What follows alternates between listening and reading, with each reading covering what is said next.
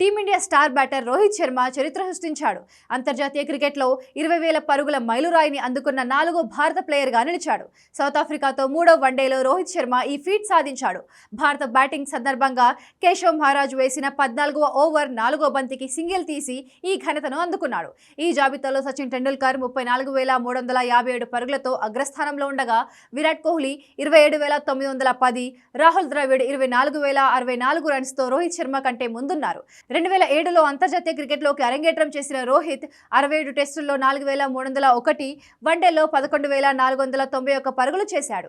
మే 2025లో అతను red ball cricket నుంచి retire అయ్యాడు. టీ20 క్రికెట్లో 4,231 పరుగులు చేశాడు. 2024 టీ20 వరల్డ్ కప్ గెలిచిన తర్వాత రోహిత్ అంతర్జాతీయ టీ20లకు రిటైర్మెంట్ ప్రకటించాడు.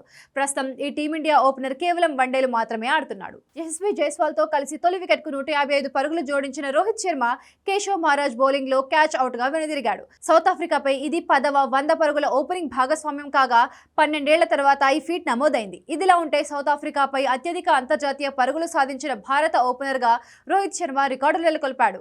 రోహిత్ ఇప్పటి వరకు ఓపెనర్ గా సఫారీలపై 3 ఫార్మాట్లు కలిపి 1,758 పరుగులు చేశాడు.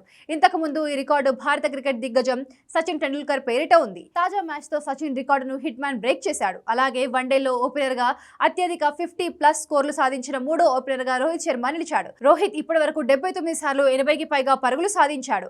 ఈ క్రమంలో విండీస్ లెజెండ్ క్రిస్ గేల్ ను అధిగమించాడు. కాగా ఇటీవల ఆస్ట్రేలియాతో వన్డే సిరీస్ లో ఓ సెంచరీ, ఓ హాఫ్ సెంచరీ చేసిన Rohit player of the series గా నిలిచాడు. అంతేకాదు ఐసీసీ వన్డే ర్యాంకింగ్స్ లో అగ్రస్థానానికి చేరుకున్నాడు.